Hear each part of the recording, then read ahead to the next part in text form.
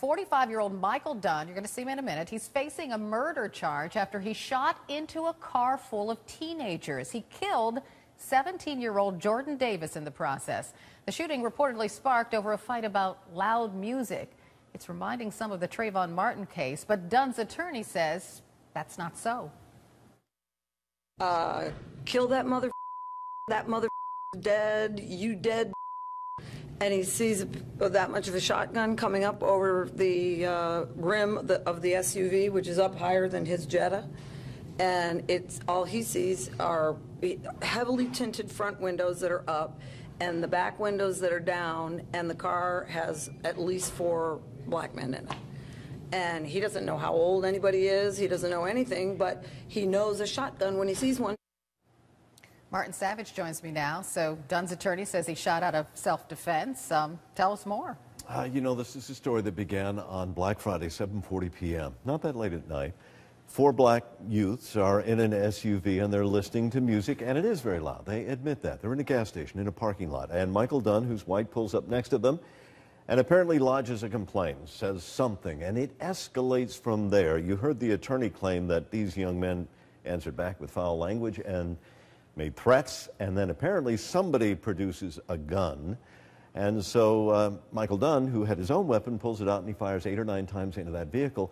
And then he drives off, and he tells authorities the reason he drove off was he didn't realize he had struck anybody, but he had.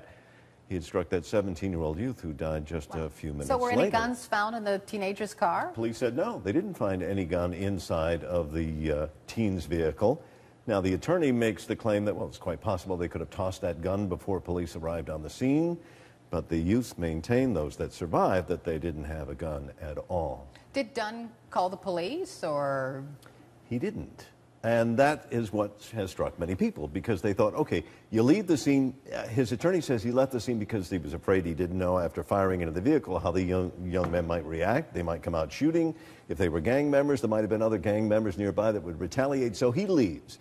Well, after you left, why not, when you got someplace you thought was safe, notify authorities? He didn't. Instead, he finds out that the young man died by watching the news the next morning. And instead of turning himself in then, he drives back home into Brevard County, Florida, and eventually gets arrested.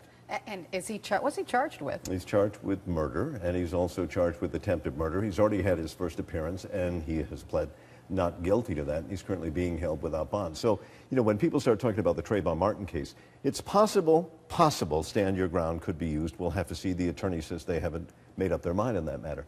Angela Curry, who is the same prosecutor, is going to be in the Trayvon Martin case. George Zimmerman is going to be the same prosecutor in this particular case. But you didn't have the long drawn out, was the person, the shooter, getting arrested. That has happened. It happened quickly. There's no question about it.